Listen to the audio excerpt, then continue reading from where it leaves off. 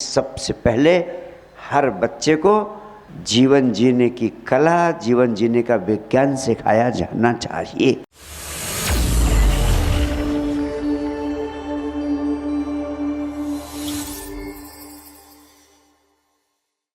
जिसने भी जाना, जिसने भी पाया, जिन्हें हमने संबुद्ध कहा, चाहे वो बुद्ध हो, चाहे कृष्ण हो, चाहे महावीर हो, चाहे क्राइस्ट हो, चाहे मोहम्मद हो, सबने कहा ये अस्तित्व सब कुछ स्वतः कर रहा है, तुम्हें उसकी चिंता करने की जरूरत नहीं। माँ बच्चा पैदा करती है, बच्चा गर्भ से पैदा होता है, उस बच्चे को पैदा करते समय भी अस्तित्व ने तुरंत माँ के स्तन में दूध दे दिया। उसके पहले माँ के स्तन में दूध कभी नहीं था, लेकिन बच्चे के लिए दूध की आवश्यकता थी, उसको पूरा करने की व्यवस्था अस्तित्व ने कर रखी है। आपको चिंता करने की ज़रूरत नहीं है। एक बच्चा जो अभी गर्भ से पैदा हुआ है, उसको आपको कोई ट्रेनिंग नहीं देनी पड़ती है कि माँ के स्तन से लगना और दूध को कैसे पीना है। वो पैदा होते ही इतना इंटेलिजेंस अस्तित्व ने उसे दे दिया कि माँ के स्तन से लग जाता है। सबसे पहले माँ का स्तन खोजता है, माँ के स्तन से लग जाता है और कैसे दूध पीना चाहिए बिना बताए ये इतना ज्ञान उसको उपलब्ध हो जाता है। माँ का स्तनपान करने लगता है। अस्तित्व ने तो सारी व्यवस्था कर दी। अब आप अलानाहक परेशान करो अपने को, अलानाहक चिंता में डालो अपने को, तो आपकी ना समझिए।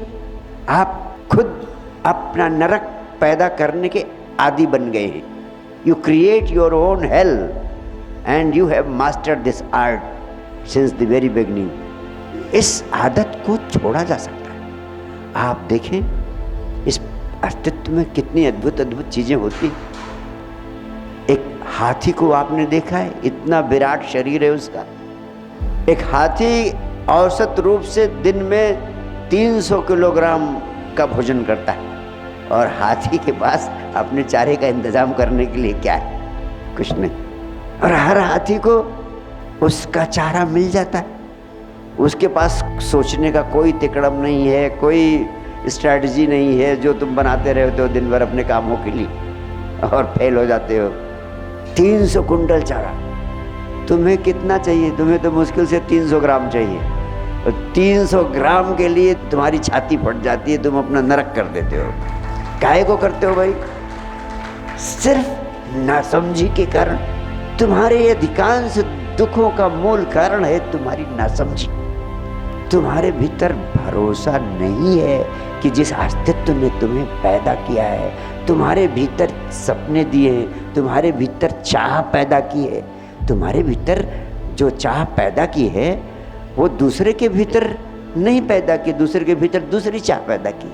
हमारे भीतर दूसरी चाह पैदा की, उसके भीतर तीसरी चाह पैदा की। हर व्यक्ति के भीतर अलग अलग चाह उसने पैदा की। जिसके भीतर जो चाह पैदा की है उसकी उस चाह को पूरा करने का इंतजाम भी उसने कर रखा है। तुम उपलब्ध रहो हंसते खेलते हुए, अस्तित्व अपने आप तुम्हारी चाह को पूरा करने की दिशा में ले जाएगा।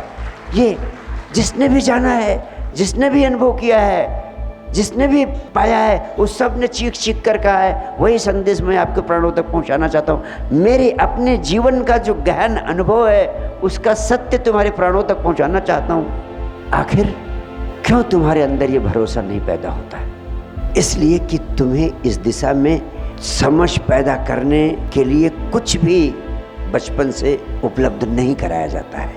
तुम्हारी इस दिशा में कोई शिक्षा दीक्षा नहीं होती है।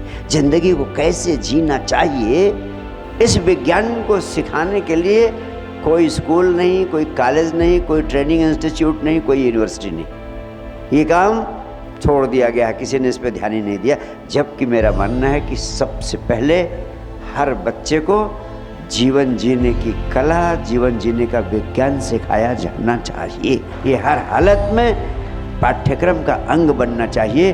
और माँ बाप अगर उनके भीतर समझ आ जाए तो पालन पोषण करने के साथ साथ ये कला और ये विज्ञान भी बच्चों के जीवन में आत्मसात हो सकती है। ये सारा जीवन तुम्हारे भरोसे का खेल है। कहते हैं एक सदगुरु अपने शिष्यों को लेकर समुद्र के पार किसी देश से वापस अपने देश लौट रहा था, और जिस समुद्री जहाज से लौट रहा था रास्ते में एक बड़ी दुर्घटना की स्थिति पैदा हो गई। बहुत भारी तूफान आया। तूफान इतना तेज था कि लगा कि अब नाव डूबी कि तब। और जितने भी शिष्य थे सारे घबराने लगे, सारे के पसीने छूटने लगे, चक्के छूट रहे थे। लेकिन गुरु था कि वो आनंद भाव से मग्न बैठा हुआ था, सूफी फ़कीर। उसके आसपास जो उसके शिष्य थे वो उससे पूछने लगे, गुरुदेव हम सबकी जान खतरे में है और आप कोई उपाय ना करने के स्थान पर अपनी मस्ती में डूबे हुए हैं, आपको जैसे कोई फिक्र ही नहीं है, आखिर ऐसा क्यों? सूफी फ़कीर ने सामने पड़े अपने झोले से एक तेज़ धारदार चाकू निकाला और अपने शिष्य के गर्दन पर लगा दिया। शिष्य चौंका। फ़कीर पूछता है, ये बताओ तुम मेरे इस चाकू से भयभीत हो रहे हो कि नहीं?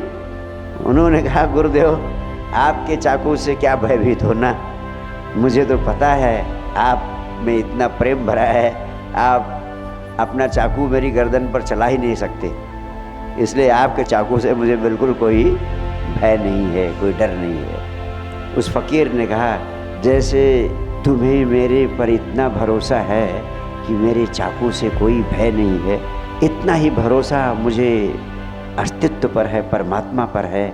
और मुझे इस आंधी तूफान का इसी कारण कोई भय नहीं है कि अस्तित्व परमात्मा नाव को डुबो नहीं सकता है, कुछ भी कर सकता है।